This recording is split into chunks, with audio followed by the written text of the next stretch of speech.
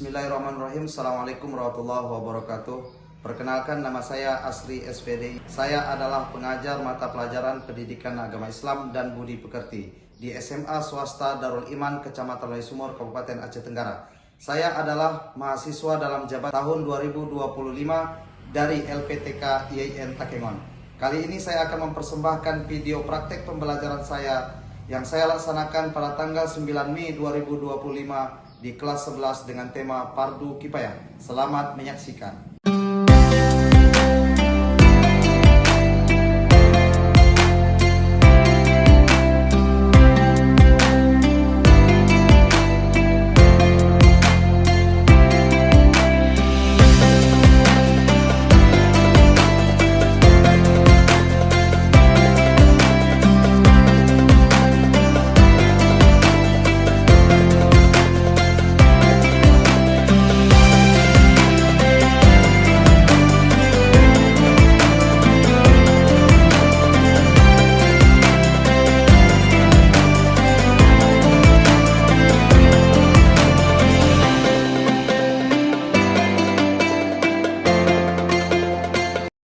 Assalamualaikum warahmatullahi wabarakatuh. Waalaikumsalam warahmatullahi wabarakatuh.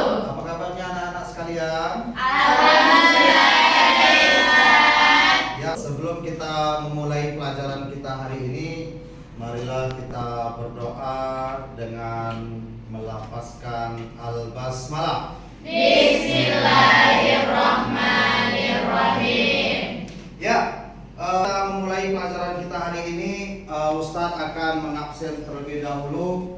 Mana tahu ada kawan kita yang sakit ataupun yang berhalangan hadir hari ini.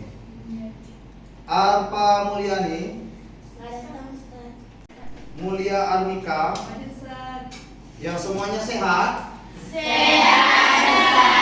Sebelum kita memulai pelajaran kita hari ini, materi kita hari ini tentang fardu kifayah, alangkah baiknya kita akan mengulang kembali pelajaran kita sebelumnya, yaitu tentang Terpuji. Ada yang tahu apa itu apa terpuji? Perilaku yang baik. Perilaku yang baik. Perilaku yang sopan kepada Berarti orang tua. perilaku sopan kepada orang tua. Kaitan antara perilaku dengan pengurusan jenazah ataupun fardu kifayah adalah ketika kita berperilaku baik ataupun berperilaku sopan santun, maka tatkala kita mengalami sakaratul maut ataupun mengurus fardu kifayah, yaitu akan mudah dalam pengurusan fardu kifayah. Kalian amati tadi Cara pengurusan jenazah. cara pengurusan jenazah. Seperti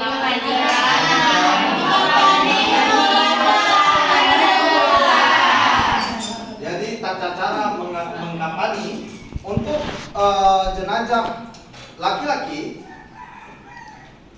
Tujuan pembelajaran kita hari ini, yang pertama adalah menjelaskan tentang pengertian pengurusan jenazah dalam Islam dengan benar. Yang kedua, menyebutkan kewajiban Islam terhadap jenazah dengan tepat. Jadi sebelum kita memulai materi kita hari ini, alangkah baiknya kita menyimak video yang Bapak tampilkan di depan layar.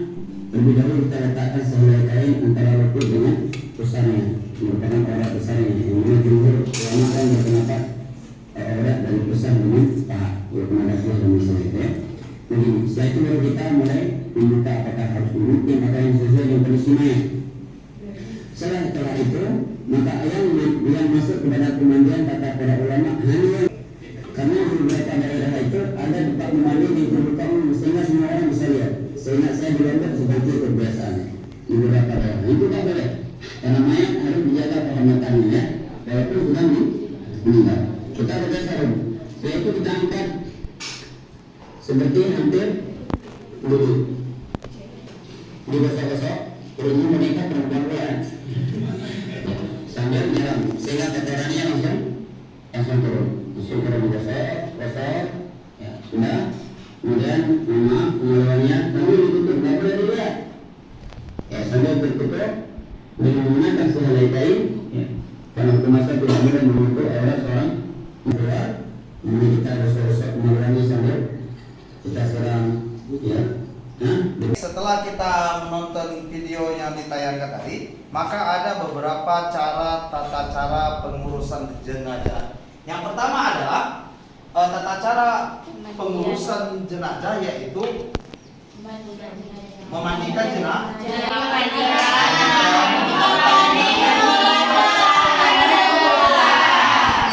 Jadi tata cara mengapani untuk jenazah laki-laki, jenazah tersebut, maka jenazah itu kita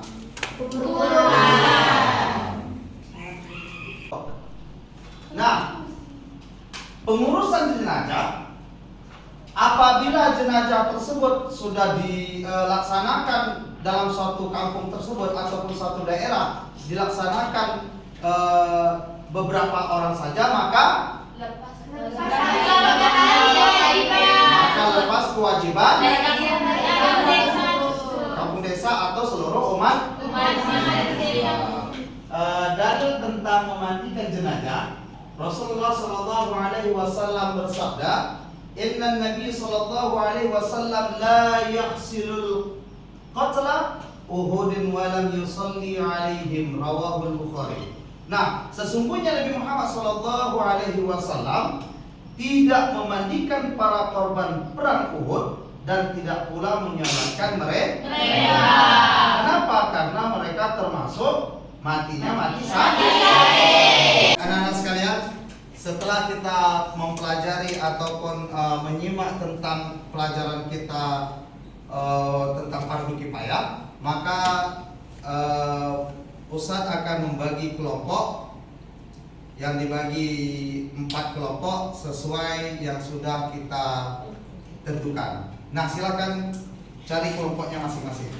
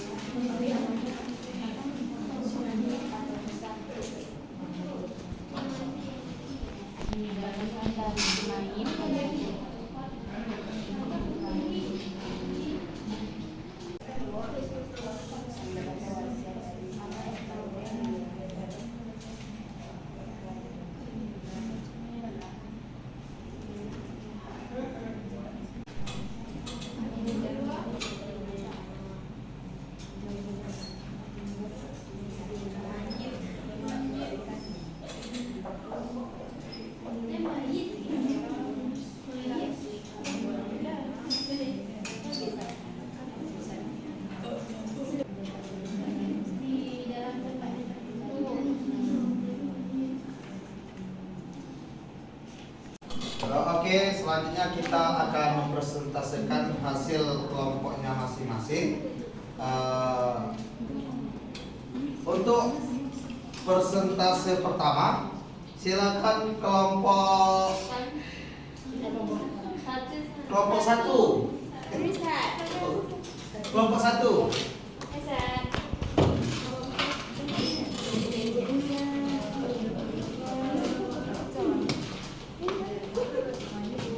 Baiklah, assalamualaikum warahmatullahi wabarakatuh. Waalaikumsalam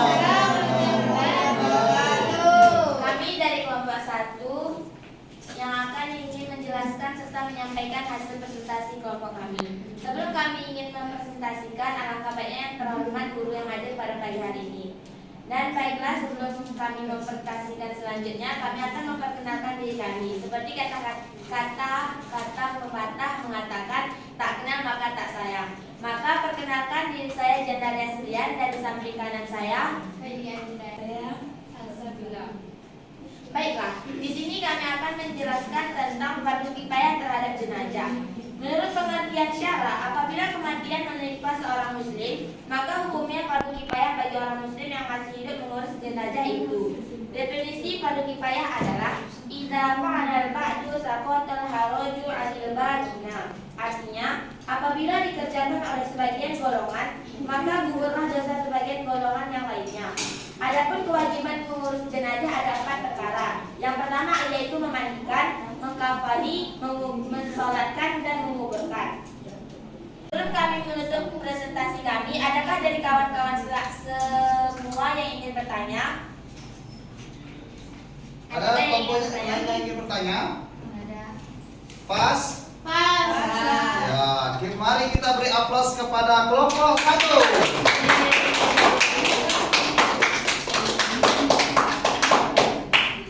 Sebelum kami tutup, semoga kawan-kawan sekalian mengerti dan memahami apa yang kami sampaikan dan apa yang kami jelaskan. Kami akhiri, wassalamualaikum warahmatullahi wabarakatuh. Waalaikumsalam.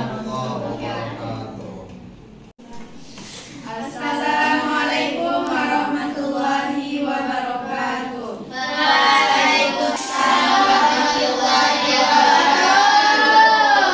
Kami dari kelompok 2 ingin mempresentasikan hasil penelitian kami. Sebelum kami mempresentasikan hasil penelitian kami, alangkah baiknya kami memperkenalkan diri terlebih dahulu. Yang pertama, perkenalkan, nama saya Mulia Atika, dan di sebelah kanan saya Nani. Selanjutnya kami akan membacakan pengertian daripada memandikan jenazah yang akan dibacakan oleh saudari kami Nani Kainan. Pengertian menurut syara, apabila kematian menimpa seorang muslim, maka hukumnya fardu kifayah bagi orang muslim yang masih hidup mengurus jenazah itu. Definisi fardu kifayah adalah idza fa'ala al-ba'du saqata al-haraju 'anil baqina. Apabila dikerjakan oleh sebagian golongan, maka gugurlah dosa sebagian golongan yang lainnya. Adapun kewajiban mengurus jenazah ada 4 perkara, yaitu memandikan, mengkafani, mensalatkan, dan menguburkan. Nah, selanjutnya syarat-syarat memandikan jenazah yang akan dibaca dalam suatu daerah atau kampung yang meninggal tersebut hanyalah orang Islam sendiri, maka keluarganya kan masih ada. Keluarga tersebut akan menelpon kerabatnya yang jauh, dan bisa jadi kerabatnya yang jauh akan menyolatkannya secara gaib. Dan jikalau ada waktu, kerabat tersebut akan datang untuk mengurus jenazah tersebut ke kampung tersebut. Dan tidak mungkin si mayit tidak memiliki kerabat. Betul sekali. Apakah saudari saya baik.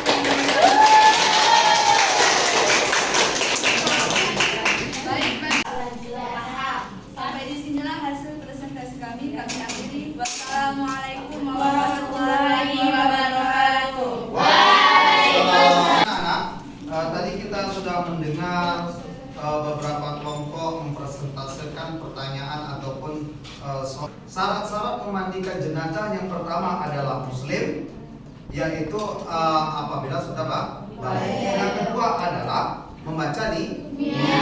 Yang ketiga, orang yang dapat dipercaya.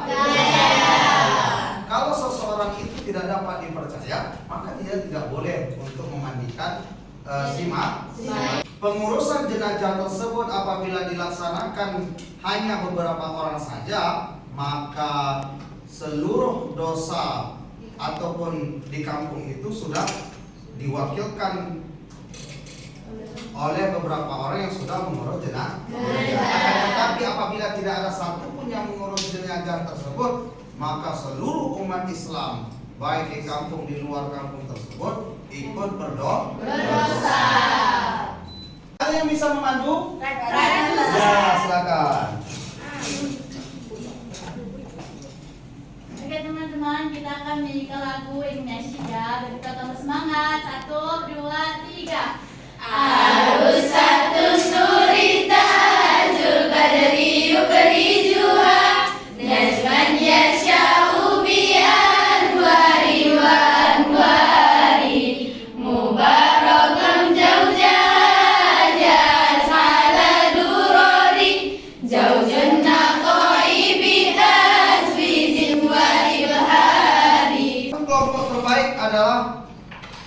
kelompok 2.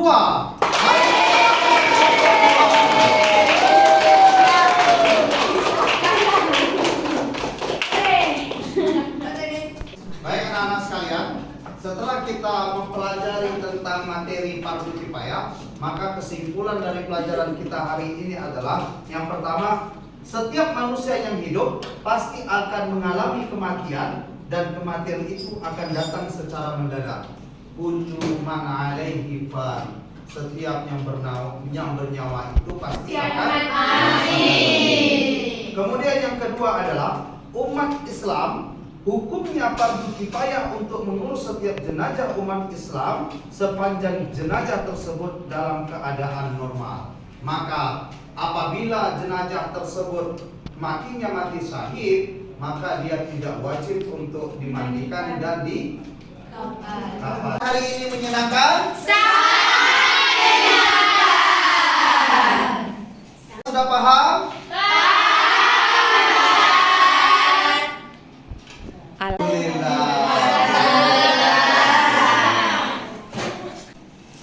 Sebelum kita mengakhiri pelajaran kita hari ini, pelajaran kita minggu depan yaitu praktek. Baik itu dari memandikan jenazah, menyolatkan jenazah sampai menguburkan jenazah. Kita mengakhiri pelajaran kita hari ini, mari kita berdoa ala kafaratil majlis. Allahumma wa bihamdika asyhadu an la ilaha illa anta astaghfiruka wa atubu ilaik. Hari ini Bapak akhiri. Assalamualaikum warahmatullahi wabarakatuh. Waalaikumsalam warahmatullahi wabarakatuh.